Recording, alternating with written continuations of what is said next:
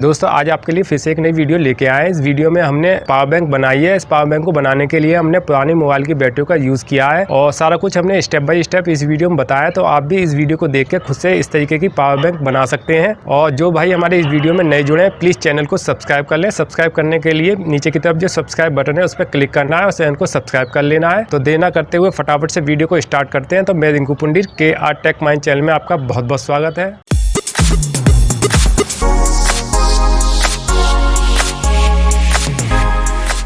तो दोस्तों इस पावर बैंक को बनाने के लिए हमें क्या क्या सामान की आवश्यकता पड़ने वाली है वो हम एक बार देख लेते हैं। तो सबसे पहले हमें इस प्रकार के एक PVC पाइप की ज़रूरत पड़ेगी और ये 3 इंची का PVC पाइप है जैसा कि मेरे हाथ में आप देख पा रहे हैं।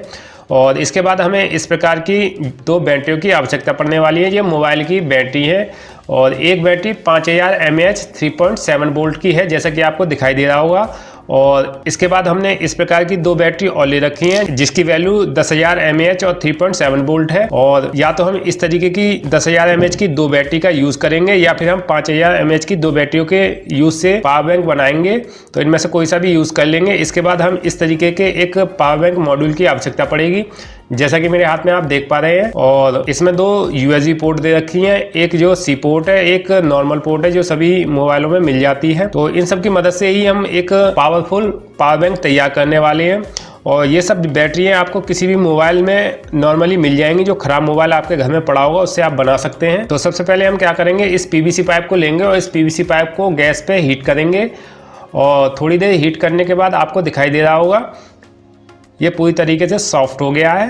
और सॉफ्ट होने के बाद हम क्या करेंगे, इस तरीके की 2 लकड़ी के पीस लेंगे और इस लकड़ी के पीसों को हम इस PVC पाइप के अंदर की तरफ इस तरीके से डाल लेंगे। और डालने के बाद कुछ इस तरीके से इन लकड़ियों को खींचना है। और खींचने के बाद जो PVC के पाइप की शेप है कुछ इस तरीके की आपको दिखाई दे रही होगी, हो गई है। इसके बाद इस बॉक्स की दोनों तरफ की साइडों को हम एक सैंड पेपर पे रख के घिस लेते हैं।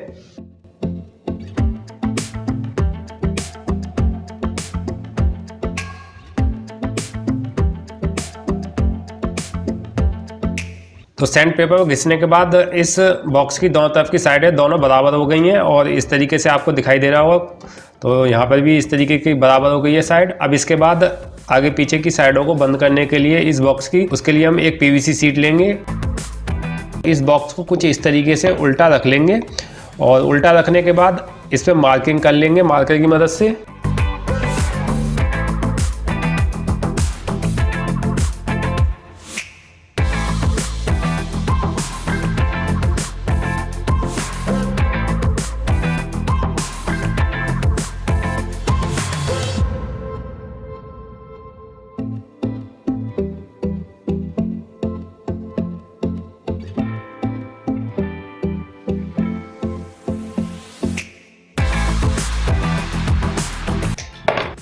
तो इस प्रकार से हमने PVC शीट में से 2 पीस कट कर लिए जैसा कि आपको दिखाई दे रहा होगा।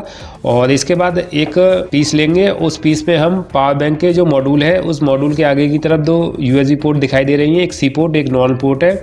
तो उन हिस्सों को फिट करने के लिए इस PVC शीट में मार्किंग कर लेते हैं कुछ इस तरीके से, जिससे हमारा ये पावर बैंक का मॉड्यूल इस PVC शीट में सही से फिट हो जाए।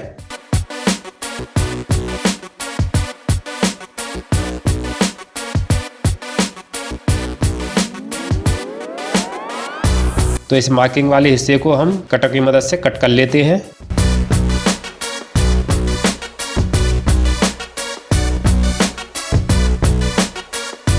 तो कुछ इस प्रकार से हमने कट कर लिया है इस PVC शीट में इस मार्किंग वाले हिस्सों को जैसा कि आपको दिखाई दे रहा है। इसके बाद हम पावर बैंक के मॉड्यूल को इसमें फिट करके देखेंगे सही से फिट हो रहा है या नहीं हो रहा। तो जैसा कि आपको दिखाई दे होगा सही से फिट हो गया है। इसके बाद हम क्या करेंगे, इसे ग्लू गन की मदद से चिपका लेंगे इस शीट के अंदर।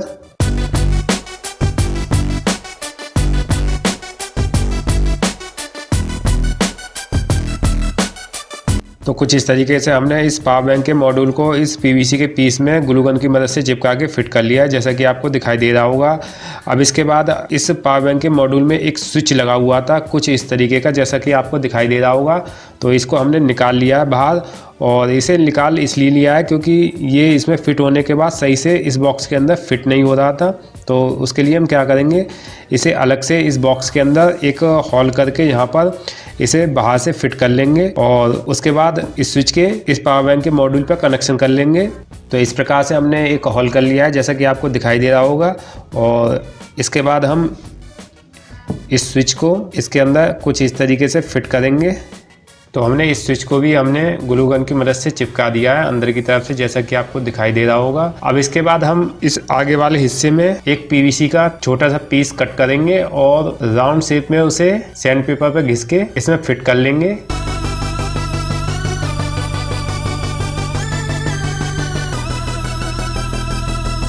तो इस प्रकार से हमने इसे घिस के कुछ इस तरीके से कर लिया है और इसके बाद हम इसे इसमें इस तरीके से लगा के फिट कर लेते हैं और इसे फेविक्विक की मदद से इस आगे वाले जो ब्लैक वाला हिस्सा दिखाई दे रहा है स्विच का, इस पे चिपका लेंगे इस वाले हिस्से को पीवीसी के।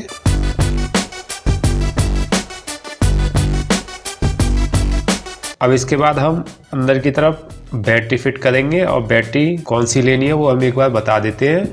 तो हम पे दो प्रकार की बैटरी थी, जैसा कि मैंने आपको शुरू में दिखाया था। 10,000 mAh 3.7 वोल्ट की दो बैटरी थी हम पे, और दो बैटरी हम पे थी 5,000 mAh की, जैसा कि आपको दिखाई दे रहा है, और ये भी 3.7 वोल्ट की थी। अभी हम 10,000 mAh की बैटरी का यूज़ करेंगे, जो कि हम पे ये दो बैटरी हैं, और इन दोनों बैटरियों को हम पैरेलल में जोड़ लेंगे, जिससे हम पे 20,000 mAh और 3.7 वोल्ट हो जाएंगे। तो सबसे पहले इन दोनों बैटरियों के पॉजिटिव और नेगेटिव पॉइंट चेक कर लेते हैं मल्टीमीटर की मदद से। तभी इस बैटरी की ये वाली साइड है पॉजिटिव साइड है और ये वाली साइड नेगेटिव साइड है, तो इसको इस तरीके से रख लेंगे। इसके बाद हम दूसरी बैटरी की पॉजिटिव और नेगेटिव साइड चेक करेंगे मल्टीमीटर की मदद से। तो आपको दिखाई दे रहा होगा कि पॉजिटिव साइड इस बैटरी की इस तरफ है, यानी कि राइट साइड की तरफ, और नेगेटिव साइड नीचे की तरफ है। तो इस तरीके से दोनों बैटरियों को एक दूसरे के ऊपर लगा लेते हैं कुछ इस तरीके से। उसके बाद टेप की मदद से दोनों को चिपका लेंगे, जिससे दोनों बैटरी निकले नहीं। इन बैटरियों के पॉजिटिव पॉइंटों को एक दूसरे से जोड़ लेंगे और नेगेटिव पॉइंट को एक दूसरे से जोड़ लेंगे सोल्डिंग करके। तो इन दोनों के बीच में हम एक रबड़ का पीस लेंगे और उस रबड़ के पीस को इसके बीच में लगा देते हैं।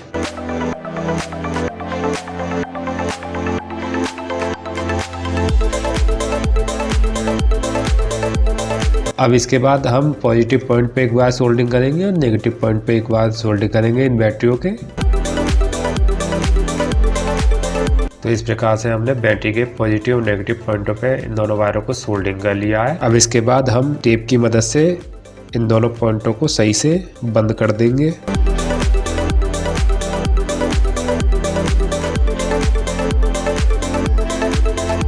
तो टेप की मदद से हमने बैटरी को पूरी तरीके से फिट कर दिया है और कुछ इस तरीके से आपको दिखाई दे रही होगी। अब इसके बाद इस बैटरी को इस बॉक्स के पीछे की तरफ से फिट कर देते हैं कुछ इस तरीके से। और इसके बाद जो बैटरी के दो वायर हैं और ये स्विच के दो वायर हैं, इन दोनों वायरों को हम पावर बैंक के मॉड्यूल के सर्किट पर सोल्डिंग कर लेंगे। तो सबसे पहले स्विच के वायरों को सोल्डिंग कर लेते हैं।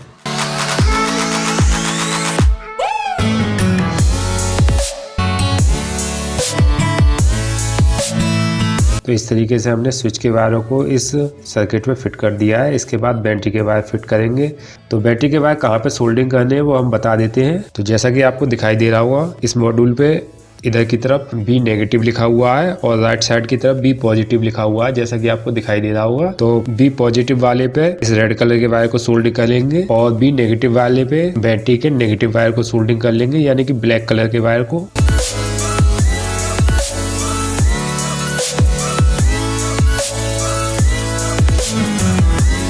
तो इस तरीके से हमने इन सभी वायरों को सोल्डिंग कर लिया है, जैसा कि आपको दिखाई दे रहा होगा पावर बैंक के मॉड्यूल पे। तो फटाफट से क्या करेंगे, इस ऊपर वाले हिस्से को सभी वायरों को अंदर करते हुए फिट कर देंगे आराम से। उसके बाद इसे फेविक्विक की मदद से चिपका देंगे ऊपर की तरफ।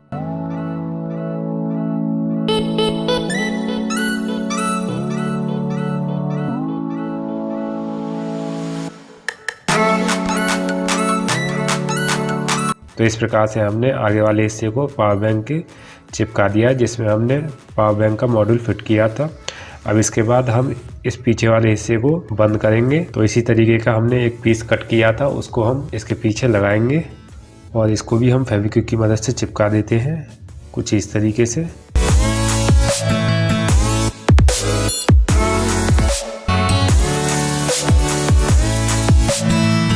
तो इस प्रकार हमने पीछे वाले हिस्से को चिपका दिया है इस पावर बैंक के।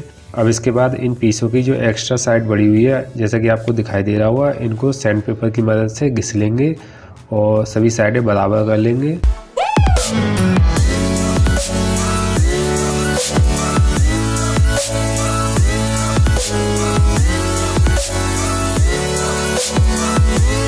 तो इस प्रकार से हमने ऊपर नीचे वाले हिस्सों में जो एक्स्ट्रा हिस्सा निकला हुआ था उसको हमने सैंड पेपर की मदद से घिस के बराबर कर दिया है, जैसा कि आपको दिखाई दे रहा होगा। और इसके बाद कुछ इस तरीके की इसकी फिनिशिंग दिखाई दे रही है और पावर बैंक हमारी बनके पूरी तरीके से रेडी हो चुकी है। अब इसके बाद इसे थोड़ी देर चार्जिंग पे लगाएंगे और उसके बाद इसे टेस्टिंग करके दिखाएंगे किसी मोबाइल पर कि मोबाइल कितनी देर में ये चार्जिंग कर देती है। तो फटाफट से इसे चार्जिंग पे लगा देते हैं। तो चार्जिंग पे लगाने के लिए 5 वोल्ट का चार्जर ले लिया है हमने और इसको हमने पावर बोर्ड में लगा दिया है। इसके बाद हम इस अडोप्टर के अंदर केबल लगा के और इसके कनेक्टर को फीमेल कनेक्टर में लगा देंगे और इसके बाद आपको दिखाई देगी अंदर की तरफ ग्रीन लाइट ग्लो हो चुकी है, यानी कि पावर बैंक चार्जिंग होने लगी है। तो रोशनी थोड़ी होने की वजह से शायद आपको ग्रीन लाइट ना दिखाई दे रही हो, इसके लिए हम मोबाइल की रोशनी बंद करके आपको दिखा देते हैं। तो आपको दिखाई दे रही होगी अंदर की तरफ ग्रीन लाइट ग्लो होने लगी है, यानी कि ये पावर बैंक चार्जिंग होने लगी है। इसके बाद इसे कुछ देर के लिए चार्जिंग पे छोड़ देते हैं, फिर उसके बाद इससे मोबाइल चार्जिंग करके दिखाएंगे कि कितनी देर में मोबाइल चार्ज होता है। तो कुछ देर चार्जिंग होने के बाद इसे चार्जिंग पे से हटा देते हैं और इसके बाद इसे मोबाइल पे टेस्टिंग करेंगे। तो पावर बैंक की टेस्टिंग के लिए हमने मोबाइल ले लिया है। इसके बाद हम एक USB केबल लेंगे और इस USB केबल को हम मोबाइल में लगाएंगे और इसके बाद इस USB केबल की पोर्ट को हम इस पावर बैंक के USB पोर्ट में लगा देंगे। कुछ इस तरीके से आपको दिखाई दे रहा होगा मोबाइल चार्जिंग होने लगा है और आपको दिखाई दे रहा होगा चार्जिंग भी शो करने लगा है। 96% चार्जिंग है ये और इसे कुछ देर के लिए इस पावर बैंक से जोड़ के छोड़ देते हैं कि कितना चार्ज होता है ये कितनी देर में।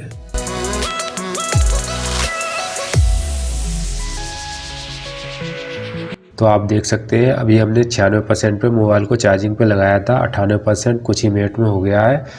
तो इस तरीके से आप भी एक पावरफुल पावर बैंक बना सकते हैं ख़राब मोबाइल की बैटरियों से। और हमने इसमें 10-10 हज़ार mAh की 2 बैटरी यूज़ करी हैं इस पावर बैंक को बनाने के लिए। तो काफ़ी अच्छी पावर बैंक बनी है और काफ़ी जल्दी मोबाइल को चार्जिंग भी कर दे रही है क्योंकि mAh इसका काफ़ी ज़्यादा है। तो इस तरीके की आप भी खुद से घर पे बना सकते हैं पावर बैंक ख़राब मोबाइल की बैटरियों से।